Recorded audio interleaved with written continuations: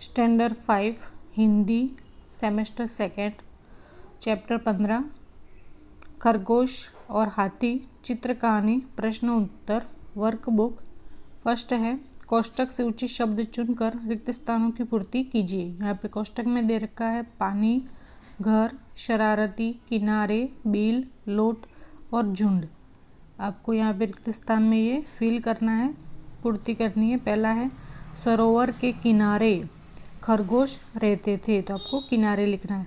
खरगोशों के बिल जमीन के अंदर थे, बिल लिखना है। जंगल में हाथियों का झुंड आया। कुछ हाथी शरारती थे। हाथी पानी से बहुत प्यार करते हैं। हाथी सरोवर के किनारे मिट्टी में लोट लगाते थे, यानी लोट जाते थे मिट्टी में। खरगोशों ने नरम मिट्टी में अपने घर बनाए। घर किसने बनाए? खरगोशों ने। और कौन सी मिट्टी? नरम मिट्टी में अपने घर बनाए। दूसरा है प्रश्नों के उत्तर विकल्पों से चुनकर लिखिए। तो पहला प्रश्न है कि पूर्णमासी का चांद कैसा होता है? तो गोल होता है। पूर्णमासी का जो चांद होता है वो गोल होता है। यहाँ पे गोल लिखना है। खरगोशों के बिल कहाँ थे? तो सरोवर के किनारे। तो यहाँ पे लिखना है सरोवर के किनारे। तालाब में क्या दिखाई दे रहा है? तो चांद दिखाई दे रहा है तालाब में, तो यहाँ पे लिखेंगे चांद। चंदा मामा से माफ़ी कौन मांग रहा है? तो हाथियों का सरदार। हाथियों का जो सरदार है वो चंदा मामा से माफ़ी मांग रहा है। चांद के भांजे कौन है? तो खरगोश। कौन है? खरगोश। चंदा मामा रात को कहाँ आते हैं? तो सरोवर में। कहाँ आते हैं? सरोवर में। निम्नलिखित शब्दों के विरुद्धार्थी शब्द लिखिए। अब आपको विरुद्धार्थी शब्द लिखने हैं। नरम का हो जाएगा कठोर। गीला का हो जाएगा सूखा। रात का हो जाएगा दिन। बहुत का हो जाएगा थोड़ा। प्रसन्न का हो जाएगा दुखी। नाराज का हो जाएगा खुश। ये है विरुद्धार्थी शब्द। आगे है निम्नलिखित मुहावरों के अर्थ लिखकर वाक्य में प्रयोग कीजिए। अब अर्थ भी लिखने और वाक्य में प्रयोग भी करना है। पहला है फूला ना समाना, तो अत्यंत खुश होना। फूला ना समाना इसका अर्थ है अत्यंत खुश होना। तो वाक्य के मोनाली के प्रथम नंबर आने पर उनका परिवार फूला ना समाया। दूसरा है ऊंचे चढ़ना। ऊंचे चढ़ने का अर्थ है प्रगति करना। तो दीपिका अंग्रेजी विषय में दिन प्रतिदिन ऊंचे चढ़ना चाहती है। अभिवादन करना मुहावरे का अर्थ है सत्कार करना। वाक्य आयुषी ने वक्तव्य स्पर्धा में अच्छा वक्तव्य दिया, इसलिए उसके पिता दर्शन कुमार ने उसका अभिवादन किया। आगे है गुस्से से कांपना। गुस्से से कांपने का मुहावरे का अर्थ है अधिक क्रोधित होना। वाक्य मेरे पिताजी झूठ पसंद नहीं करते, इसलिए मैं जब भी झूठ बोलता हूँ वह गुस्से से कांप जाते हैं। सही वाक्यांश चुनकर विधान पूर्ण कीजिए। तो पहला है खरगोश सरदार बोला हमारे कुछ भाई, तो ब ऑप्शन सही हो जाएगा कि धरती पर रहने आए हैं। तो खरगोश सरदार बोला हमारे कुछ भाई धरती पर रहने आए हैं। दूसरा है चंदा मामा के भांजे दब गए हैं, इसलिए वे आपसे बहुत क्या है? नाराज हैं। तो यहाँ पे लिखना है नाराज हैं।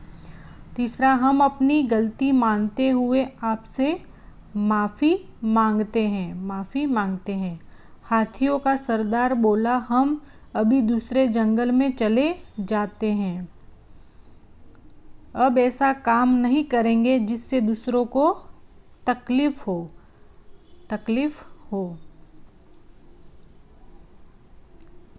आगे है निम्नलिखित प्रश्नों के उत्तर लिखिए। तो पहला प्रश्न है हाथी कैसे नहाते हैं? तो आपका उत्तर लिखना है कि हाथी सूंड में पानी भर भर कर नहाते हैं।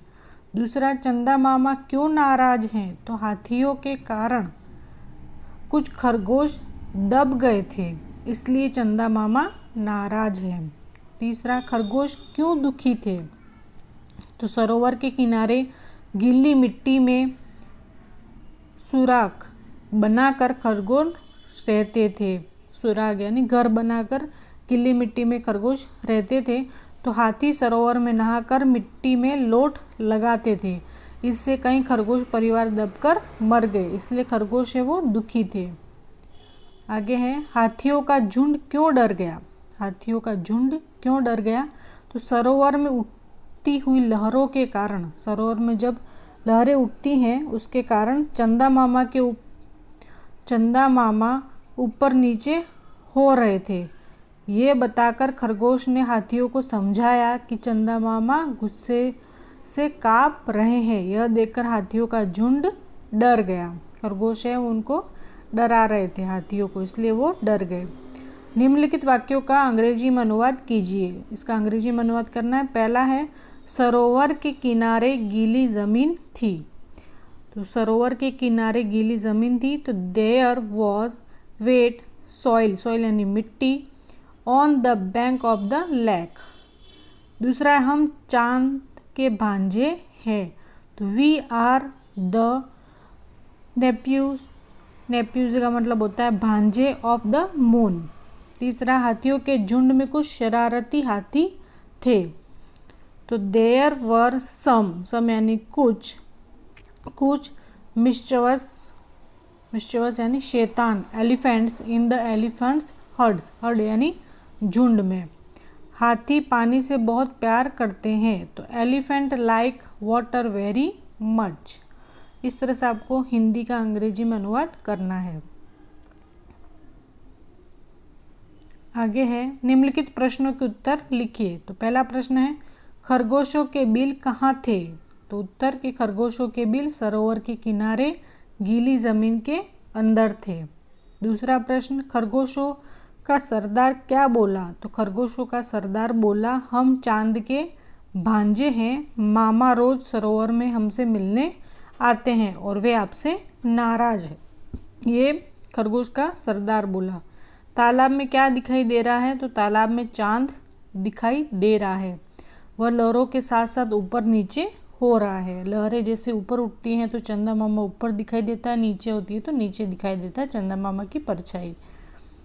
चौथा है कि चंदा मामा से माफ़ी कौन मांग रहा है। तो हाथियों का सरदार है वो चंदा मामा से माफ़ी मांग रहा है।